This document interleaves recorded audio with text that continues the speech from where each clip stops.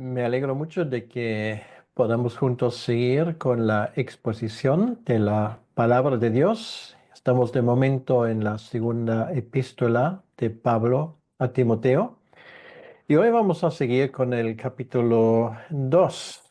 Así que antes de leer el texto, como es mi costumbre, me gustaría simplemente ponernos en el contexto. Muchos cristianos tienen una idea bastante romántica de lo que es la vida cristiana.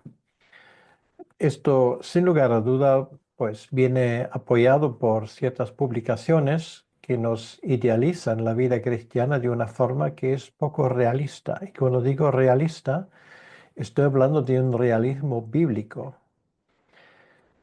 La vida cristiana, para decirlo de alguna manera, no es un paseo por el parque. Y nos damos cuenta cuando estudiamos las historias y las biografías, las vidas de muchos hombres y mujeres de Dios que a lo largo de la historia han tenido su parte en el cumplimiento de las profecías mesiánicas primero y en el segundo lugar en la propagación de las buenas nuevas en el Nuevo Testamento. Muchos de ellos, como muy bien dice el autor a los hebreos, pagaron este esfuerzo con sus vidas, otros sufrieron. De hecho, Pablo nos dice muy claramente, precisamente en esta epístola, de que si alguien quiere vivir piadosamente, sufrirá por el reino de Dios. Esto no es una opción, esto es una altísima probabilidad. Si tú quieres ser cristiano, si tú quieres seguir a Jesucristo, vas a tener que enfrentarse con las consecuencias de tu confesión de fe. Bien, pues en ese sentido la vida cristiana significa lucha, significa esfuerzo, significa em, en este sentido que hemos hablado, también a veces renunciar a muchas de las cosas que podríamos acariciar si no siguiéramos a Cristo. Quiero decir, nosotros, em, por la forma en la cual seguimos a Cristo, renunciamos a ciertos privilegios. Ahora, Cristo nos dice muy claramente de que a cambio recibiremos mucho más. Pero en ese contexto salen los consejos que Pablo dirige a su colaborador Timoteo. Y hoy vamos en este comienzo del capítulo segundo a aprender algunos de esos aspectos de la vida cristiana. Y esto nos viene bien porque nos ayuda a ser cristianos con un realismo bíblico. Por lo tanto, vamos a escuchar lo que dice Pablo aquí, lo que él escribe a Timoteo. Dice así la palabra de Dios. Tú pues, hijo mío, esfuérzate en la gracia que es en Cristo Jesús. Lo que has oído de mí ante muchos testigos, esto encarga a hombres fieles que sean idóneos para enseñar también a otros. Tú pues sufre penalidades como buen soldado de Jesucristo. Ninguno que milita se enreda en los negocios de la vida, a fin de agradar a aquel que lo tomó por soldado. Y también el que lucha como atleta no es coronado, sino lucha legítimamente.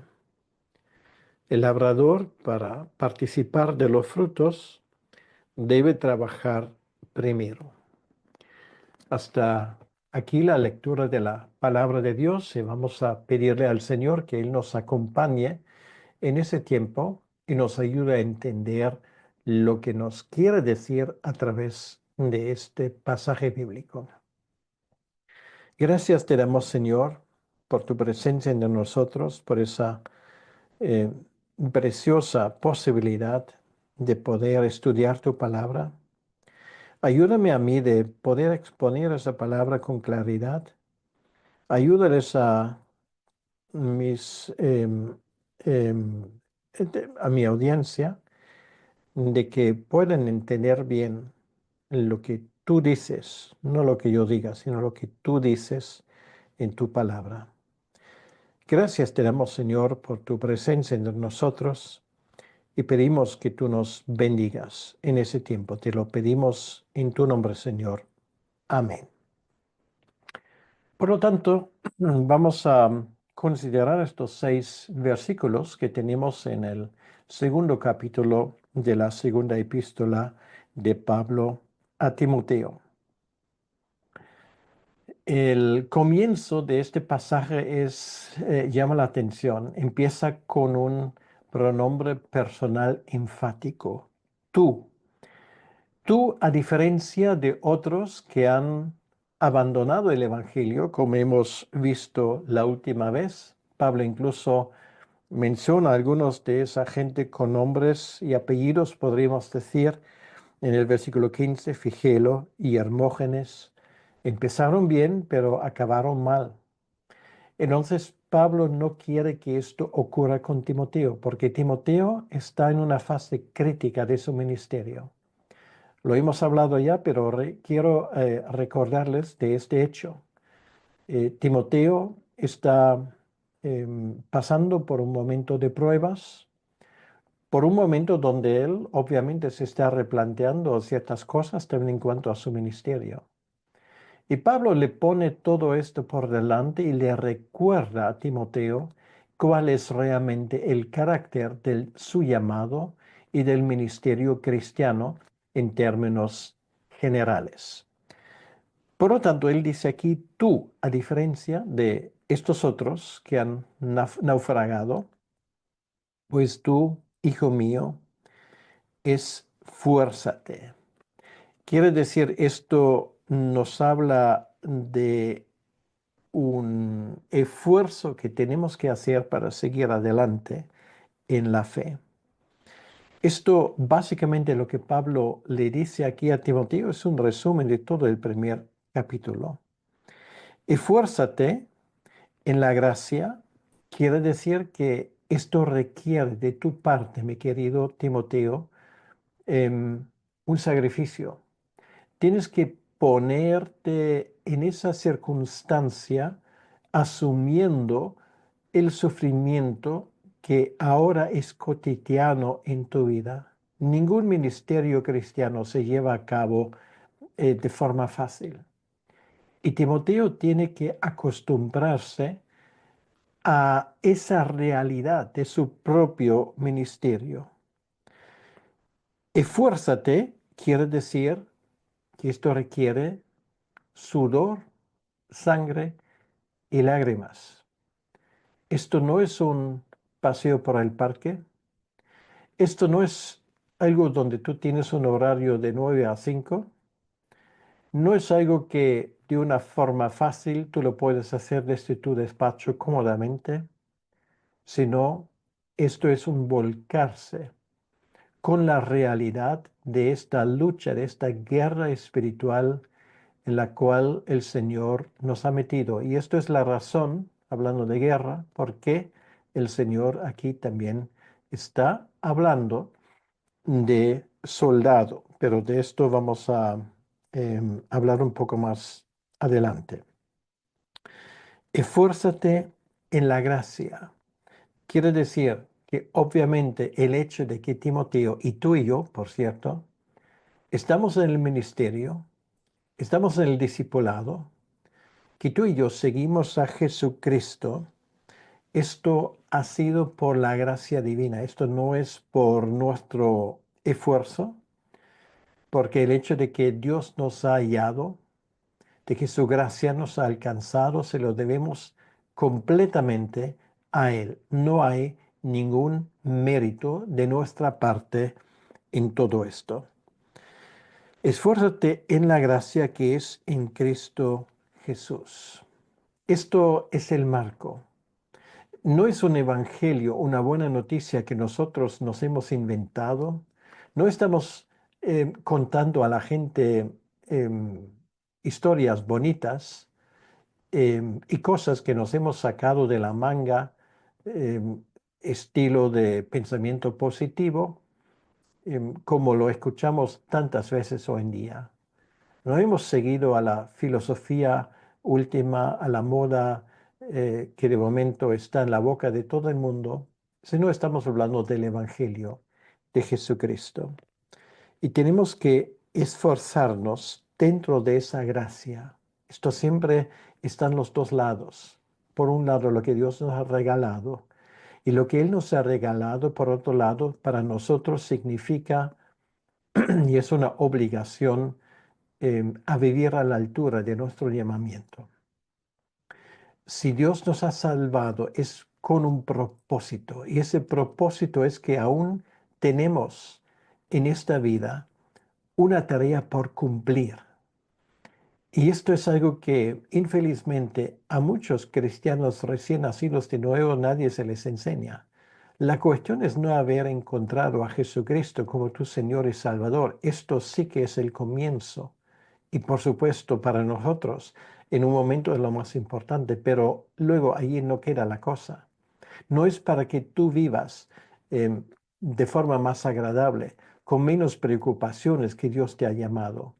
Dios te ha llamado para que tú, a base de lo que ha pasado en tu propia vida, ahora tú sigas adelante para proclamar el Evangelio. Y esto significa contratiempo. Y esto es lo que Pablo aquí dice cuando dice, esfuérzate en la gracia que es en Cristo Jesús. Esto es el marco en el cual tenemos que llevar a cabo nuestro ministerio. Y ahora al pasar al siguiente versículo, aprendemos una cosa muy interesante. Estamos hablando de esa cadena de testigos. Ahora fíjate tú, aquí estamos hablando de 4 generaciones. Lo que has oído de mí, o sea, Pablo predicando el Evangelio en su momento allí en Galacia, en su primer viaje misionero en esas ciudades de Derbe y Listra, donde vivía Timoteo con su madre y con su abuela. Lo que has oído de mí ante muchos testigos, porque había gente presente en ese momento, había compañeros que acompañaban a Pablo, había otras personas que escuchaban el Evangelio en su momento, y uno de ellos que ha escuchado fue Timoteo. Ante muchos testigos, esto encarga a hombres fieles. O sea, tienes que reproducir clones, para decirlo así. O sea, lo que tú has escuchado, esto lo coges y se lo entregas a otros, que a su vez, dice aquí, sean idóneos para enseñar a otros. 4 generaciones estamos hablando aquí. Y esto implica una serie de cosas. En primer lugar, nos vamos a centrar en lo que dice en el versículo 2, en lo que has oído. Lo que has oído en aquel entonces, la situación era un poco distinta de nosotros hoy en día, porque nosotros tenemos una Biblia. Por lo tanto, no solamente escuchamos, sino también leemos, nos enteramos de la verdad. En aquel entonces era básicamente el oír, no tanto el leer, sino el oír.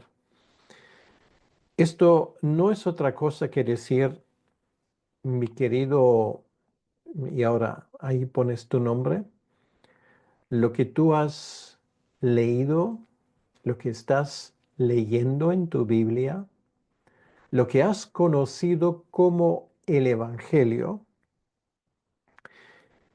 ante muchos testigos, porque en el momento cuando tú escuchas en el mundo también hay mucha gente que lo está escuchando y tal vez juntamente contigo otros también lo han escuchado y son testigos de la veracidad de este Evangelio, pues este mismo Evangelio, sin dejar nada, sin olvidarte nada, sin añadir nada, como dice en el libro de Apocalipsis, esto también tienes que encargar a otros hombres fieles, a otras personas, énfasis en fiel, personas que realmente hacen de esto algo que valga la pena.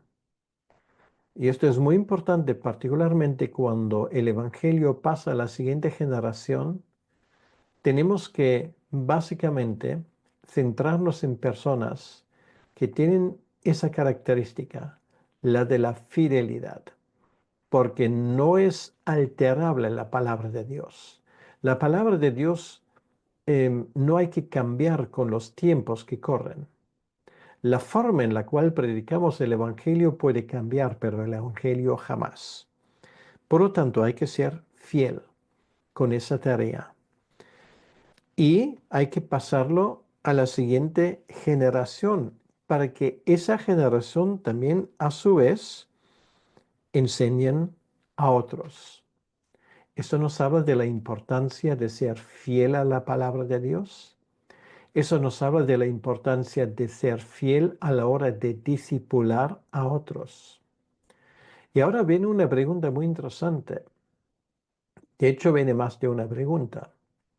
¿Cuándo fue la última vez que tú has compartido el Evangelio? ¿Tú lo has recibido de otros? ¿Puedes pensar en aquellos que te han predicado el Evangelio? Ha llegado a ti y ahora piensa en las personas a las cuales tú predicas el Evangelio. ¿Cuándo lo has compartido por última vez? ¿Tienes gente en tu alrededor que puedes considerar tus discípulos? Quiere decir con los cuales tú regularmente compartes el Evangelio a los que tú estás formando, con la idea de que ellos a su vez hacen lo mismo con las personas en su entorno. Entonces, esto es lo que en las matemáticas se considera una multiplicación. Quiere decir, esto aumenta de forma exponencial, no lineal. O sea, el Evangelio llega a una persona. Esa persona, Pablo aquí está hablando en plural, a hombres fieles, o sea, más que uno tienes que darlo tú. Y esa gente, ese más que uno, a su vez, ellos tienen que enseñarlo a otros. Aquí siempre estamos hablando plural. Si Pablo hablase en singular, hablaríamos, digamos, de una transmisión lineal. Uno y uno y uno. Una cadena que sí también puede llegar a atravesar siglos, pero de eso no estamos hablando. Estamos hablando aquí de una transmisión que no es lineal, sino una transmisión que funciona de otra manera, que es exponencial. Quiere decir 1, 2, 4, 8, 16, 32 y estoy tirando por lo bajo, ¿vale? Esto ocurre cuando cada persona que recibe el Evangelio lo comparte con otras dos personas. Entonces tienes un crecimiento exponencial. Y esto quiere decir que, según esto, vas a llenar la tierra con el Evangelio. Tienes que tener esa visión. Tienes que tener más que una persona con la cual tú no solamente compartes el Evangelio, sino que además que ellos también se convierten en discípulos que son capaces de reproducirse a sí mismos. Como mínimo, con dos personas. Y esto hace que el Evangelio en tu entorno crece de forma exponencial. Claro, esto no es tu merecido, ni es tu obra, es la obra del Espíritu Santo. Pero obviamente cuando la Biblia pone esas cosas, lo hace con un propósito. Y ese propósito quiere decir que es posible. Por lo tanto, pregúntate a ti, ¿cuántos discípulos tienes tú? Discípulos en el sentido, personas que tú mismo has compartido el Evangelio con ellos y ahora tú, de cierta manera, eres responsable de su crecimiento espiritual. Y te das cuenta ahora ya que estos, a su vez, lo están compartiendo con otros. Es una de las cosas por las cuales yo me siento feliz y dichoso cuando estás en la enseñanza de la palabra de Dios. Y ahora yo he llegado a una edad, bueno, aún no me siento viejo ni desde luego, pues siento que debería jubilarme. Tengo muchos proyectos y muchas ideas todavía que están rodeando por mi cabeza. Ahora el Señor me va a decir si esto va a ser posible o no. Pero esto quiere decir que yo he visto en mi vida personas que prácticamente he podido acompañar del momento cuando conocieron a Jesucristo a ocupar ya ministerios en el mundo cristiano, siendo responsable ellos también a compartir el Evangelio con otros. Esto es como una avalancha. Una vez más, es un crecimiento exponencial. Y tu oración debería ser que por lo menos, si tú has recibido el Evangelio, que haya a lo largo de tu vida como mínimo 2 personas que cumplan con esto. Mínimo 2. Si son 3, 5, 10, aún mejor, porque entonces el crecimiento va a ser más espectacular aún. Imagínate si esto no solamente crece de forma exponencial por el factor 2, o sea, vamos a hacer un poco de matemáticas. En 4 generaciones, estamos hablando de una persona, luego 2, luego 4 en la tercera generación y luego en la siguiente, cuando esto también lo multiplicamos, son 8. Vale, ahora eso lo multiplicas con el factor 3. Es una persona, son 3, son 9, son 27 en la cuarta generación. O sea, de 8 hemos llegado a 27. Si lo haces con el factor 4, bueno, ya tú mismo haces los cálculos. De eso estamos hablando y esto es tu potencial, ¿entiendes? O sea, no solamente se trata de tu vida, se trata de la huella que tú vas a dejar en este mundo. Y esa huella se expresa en forma de herencia espiritual.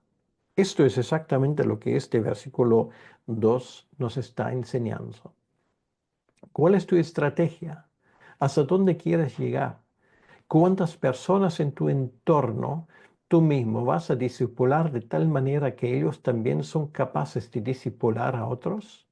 Para que para que no solamente se forme una cadena del evangelio, sino para que se forme una avalancha en tu entorno, en tu ciudad, en tu país. Sí, hay que pensar grande.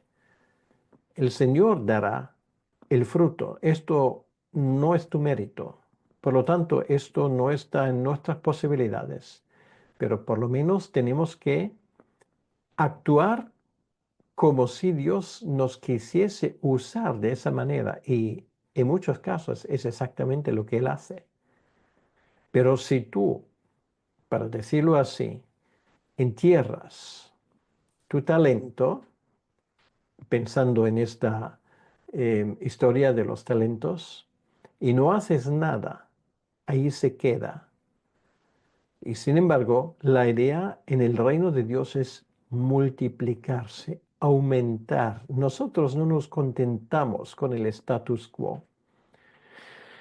Esa es la razón por la cual cuando Pablo muere, decapitado, por cierto, posiblemente hacia el final del reinado de Nerón, hay creyentes por toda la cuenca mediterránea, desde España hasta el Éufrates, desde los Alpes hasta el Sáhara, toda esa zona. Y Pablo tiene em, esa satisfacción cuando él se va de este mundo, que él ha dejado muchos Timoteos, muchas personas capaces de enseñar a otros que a su vez son capaces de enseñar a los demás.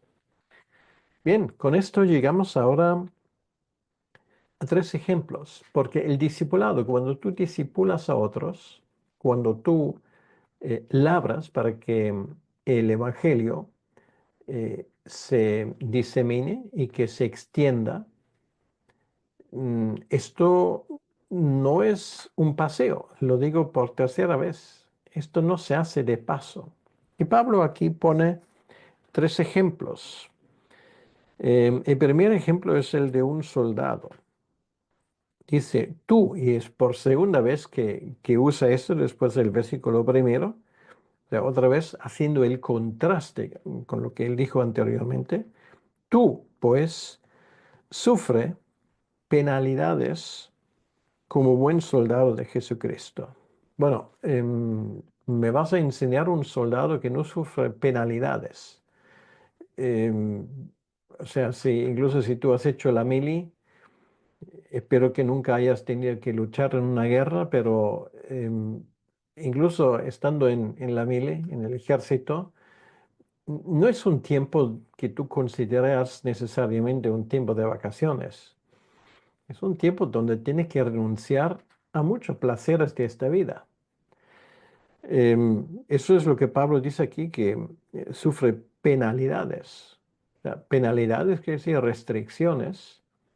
Vas a tener que levantarte temprano, vas a tener que llenar tu día con ejercicios, con todo tipo de cosas, también con trabajos que tú no te hubieses escogido, esto forma parte de tu tarea como soldado. Y esto es lo que él dice, son penalidades, son cosas que te causan penas. Y cuando luego por la noche, agotado del día, pues no tienes que preocuparte para que vas a dormir porque estás agotado. Esto ocurre también en la vida cristiana. Pablo usa este ejemplo de un soldado romano que obviamente cuando él em, está en el ejército romano, tiene que sufrir este tipo de penalidades. Sí, tiene su salario, sí, se gana la vida de esa manera, todo cierto, pero por otro lado se le requiere de él una serie de cosas que no son requeridos de ningún otro ciudadano romano. Por ejemplo, que tiene que saber usar sus armas bien. Por ejemplo, que tiene que ser capaz de marchar día y noche si hace falta, de no dejarse, vamos a decirlo así, no dejarse preocupar por cualquier cosa que le ocurra. Pues sufre penalidades no como cualquier soldado de Jesucristo, sino como buen soldado de Jesucristo.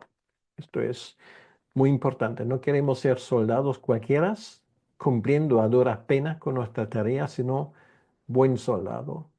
Queremos ser más em, lanzados, queremos ser más dedicados a nuestra tarea, queremos ser más valientes y queremos ser más diestros en el uso de nuestras armas, que por cierto Pablo especifica en Efesios capítulo 6. Y él sigue con ese ejemplo. Él dice aquí ninguna que milita, o sea, ningún soldado se enreda en los negocios de la vida. Esto habla del enfoque, de enfocarse, de vivir enfocado. Eso es el problema de muchos cristianos que no saben realmente a quién sirven. Por un lado, pues se sirven a sí mismos, tienen ciertas metas en la vida y a veces son compaginables con el Evangelio y a veces no. Y de ahí la pregunta y también el reto. ¿A quién sirves tú? ¿Realmente estás alistado como soldado de Cristo? Y cuando estamos hablando de soldado, estamos hablando de hombres y de mujeres, porque el ejército de nuestro Señor no es un ejército que solamente se compone de hombres. Bien sabemos que muchas veces son las mujeres que luchan con más valentía. Ahora, da igual quién eres tú, da igual en qué situación. La pregunta es, ¿estás militando, enredándote en los negocios de la vida? ¿Qué enfoque tienes? Y el enfoque tuyo tiene que ser servirle a Jesucristo bien. Y todo lo que te impida hacerlo con efectividad, quítalo de tu vida. Ahora, esto no quiere decir que tienes que dejar tu trabajo o que tienes que dejar de hacer las cosas que tienes que hacer para seguir adelante en la vida. Lo que esto significa es que todo lo que te es un impedimento para llevar a cabo bien tu tarea de soldado de Jesucristo, pues quítalo. Si hay personas que te lo impiden, por ejemplo, de tus amistades, quítalo de tu vida. Si tú estás ejerciendo una profesión que realmente te impide hacer un buen soldado de Jesucristo, y esto puede haber, pues entonces es cuestión de plantearte un cambio en cuanto a tu trabajo. Tienes que vivir de forma enfocada en lo esencial. Aquí dice, ninguno que milita se enreda en los negocios de la vida. Y esto va particularmente para aquellos que, como un servidor, por ejemplo, está sirviendo al Señor en pleno tiempo. Quiere decir, yo tengo que preguntarme todos los días si realmente estoy empeñando de forma correcta y estoy usando de forma correcta el tiempo que el Señor me da. Los negocios de la vida no deben de impedir mi trabajo, entre comillas, de predicar y de enseñar el Evangelio. ¿Por qué? Bueno, porque nuestra tarea es de agradar a aquel que lo tomó por soldado. Bueno, esto, si tú te has juntado con el ejército romano, pues obviamente quieres agradar a tu centurión o a tu jefe de turno, ¿vale? Porque si no le agrada, pues lo vas a tener grudo, esto es evidente. Ahora, en la vida cristiana ocurre lo mismo, no cualquier cosa vale. No cualquier cosa vale en el ministerio de Jesucristo. La pregunta es, ¿realmente estás agradando a tu jefe, que es el Señor Jesucristo? Y esto significa muchas cosas. O sea, la vida de un soldado, yo podría ahora expandir ese tema de forma muy larga. Esto tiene muchas aplicaciones. La vida de un soldado es una vida austera. Ningún soldado cuando está luchando pues puede estar pendiente de que a ver si ya la hipoteca me va a alcanzar, a ver si mi familia va a tener que comer lo suficiente, pues infelizmente está en una situación donde no se le permite ese tipo de pensamiento. Tiene que enfocarse en lo que está haciendo, porque si no se enfoca, puede que esté muerto más rápido que cante un gallo. Entonces, esto es el tema. También requiere de nosotros enfoque. Y ese enfoque mm, implica que el Señor va a cuidar de nuestra vida, porque eso está implicado en no enredarse en los negocios de la vida. Busca primero el reino de Dios y todas esas cosas, el comer, el beber, el vestir, y esto incluye que tengas una casa donde puedas vivir, pues el Señor te proveerá de una o de otra manera. Bien, esto es el primer ejemplo. Bueno, el segundo ejemplo es muy curioso porque aquí nos damos cuenta que Pablo obviamente era también un foróforo del deporte. No es la primera vez que Pablo recurre a un ejemplo de ese tipo. Dice, y también el que lucha como atleta. Bueno, en los tiempos de Pablo había Juegos Olímpicos, había Juegos del Istmo. El Istmo era una parte de Grecia.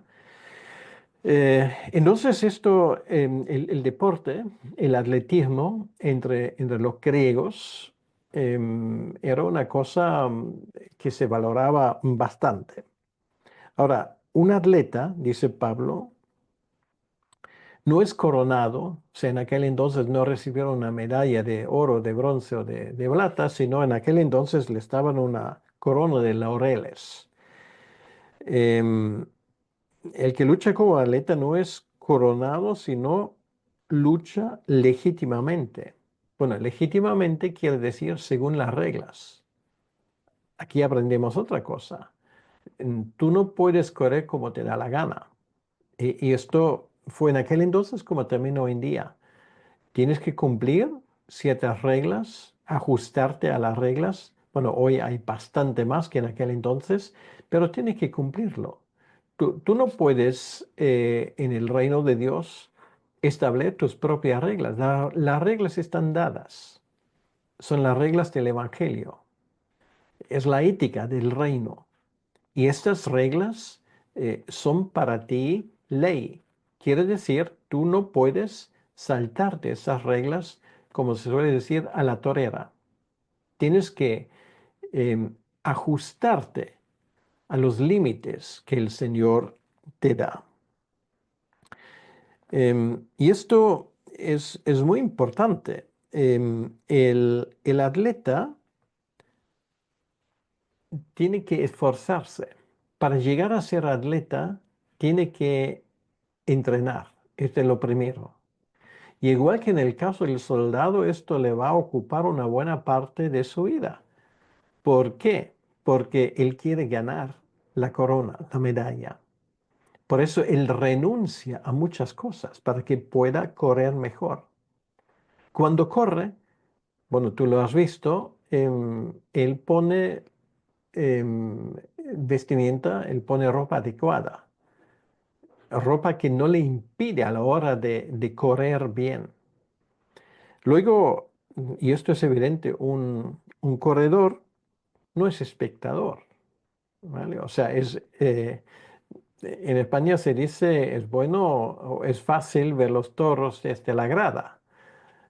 Lo cual quiere decir, sí, claro, tú puedes estar ahí mirando el espectáculo, comiéndote un helado o una caja con palomitas o popcorn, como dicen en otros lugares. Esto diferencia el espectador del atleta. El atleta no puede, ¿vale? No puede hacer esto. Entonces, tienes que luchar según las reglas, tienes que luchar legítimamente. Y esto quiere decir que es mejor que te enteres cuáles son las reglas en el reino de Dios. Esto nos habla de la ética cristiana. Y esto nos habla de vivir una vida ejemplar, porque si no, serás descalificado. Hemos tenido esto en el Sermón del Monte, al final, cuando viene esa gente que han participado en en el atletismo cristiano, Señor, Señor, no hemos echado fuera demonios en tu nombre, no hemos predicado en tu nombre, no hemos hecho milagros en tu nombre y muchas cosas. Y el Señor les dice, lo siento mucho, pero yo no veo que vuestros nombres estén inscritos en el campeonato. Quiere decir que nunca os he conocido, que no estáis inscritos en esa carrera. Quiere decir, tienes que luchar legítimamente, como legítimo hijo de Dios, como alguien que tiene el derecho en participar en esto. Y esto, obviamente, tengo que preguntarte, ¿estás inscrito? ¿Sigues al Señor Jesucristo? ¿Le has entregado tu vida? ¿Le has recibido como tu Señor y Salvador? Y si no es así, no estás luchando legítimamente.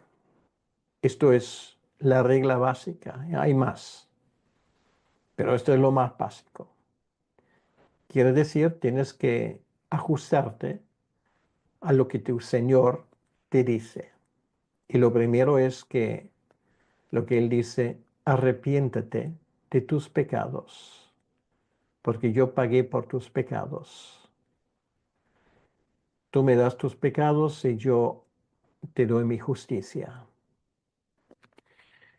Y vamos al tercer punto, y esto es el ejemplo del campesino, del labrador. Bueno, labrador aquí, Pablo usa una palabra en el original griego que habla de alguien que trabaja de sol a sol, que trabaja duramente la tierra que el Señor le ha dado. Y esto creo que todo lo que en algún momento hemos intentado emular un labrador, y si fuera simplemente por plantar algo en nuestra huerta, nos damos cuenta de que antes de que tú puedas recoger los frutos, tienes que hacer un esfuerzo. En nuestro caso, y yo no pretendo ser un labrador en un sentido literal, ni muchísimo menos, pero tenemos una pequeña parcela. Y esta tierra hay que trabajar de alguna manera, hay que quitar las malas hierbas, hay que prepararla en primavera, hay que prepararla para el invierno. Cuando plantas tomates, pues tienes que tener mucho cuidado para que los animalitos, los ratones, y ve tú a saber qué más hay, las plagas no te lo comen. O sea, tienes que poner un esfuerzo, medidas de seguridad para que esto no ocurra. Y muchas más cosas. Si hay sequía, pues tienes que regar, etcétera, etcétera. Esto requiere esfuerzo, requiere trabajo. Y si tienes sembrados grandes, incluso en un tiempo como hoy, donde los campesinos pues tienen todo tipo de máquinas, aún así sigue siendo un trabajo que requiere esfuerzo. Y luego ese esfuerzo se ve premiado por los frutos. Los frutos no se comen enseguida, no se producen enseguida, como mínimo tardan de la primavera hasta el otoño. Y el labrador dice aquí, para participar de los frutos, debe trabajar primero. Y así es en el reino de Dios. Quiere decir, para que tú veas fruto en una persona, tienes que trabajar con esa persona. Algunos sí crecen rápidamente, pero normalmente es una lucha. Tienes que preparar el campo, tienes que dedicarle tiempo, quitar las malas hierbas. Bueno, todos conocemos em, la parábola del sembrador. Tienes que quitar los cardos. Te das cuenta que hay piedras, pues tienes que sacar las piedras, porque si no te va a pasar lo que ha pasado con la semilla que cae en la piedra, etcétera, etcétera. Hay todo tipo de calamidades y es precisamente el labrador que cuida de esto, porque esto no ocurre de forma automática. El crecimiento es automático, pero es el labrador, el campesino, que tiene que tomar las medidas para que la semilla que él siembra caiga en tierra fértil y que luego también el crecimiento se lleve a cabo de una forma correcta. Bueno, todo esto es lo que tenemos aquí y creo que esto es más que suficiente para suscitar en nosotros una serie de preguntas. ¿Estoy yo llevando a cabo mi ministerio o simplemente mi vida como creyente según estas propuestas y estas reglas que Pablo aquí pone a Timoteo? ¿Tengo yo una idea correcta de la vida cristiana? Si ahora en este momento estás sufriendo por el Evangelio, pues piensa de que esto forma parte del paquete.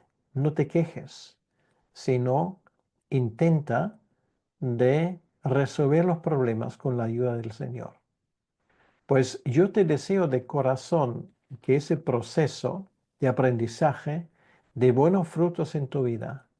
Y ahora yo te animo de orar conmigo para que el Señor nos ayude a hacerlo bien para su honra y su gloria.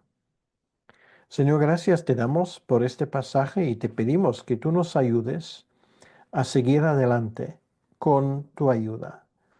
Que tú nos ayudes a luchar según las reglas, a comportarnos como buenos soldados de Jesucristo. También a trabajar primero antes de poder recoger el fruto. Te pido por mí, te pido por mi audiencia, que tú en tu inmensa gracia nos ayudes a hacer esto para tu honra y para tu gloria. Te lo pedimos, Señor, en tu nombre. Amén. Que Dios te bendiga.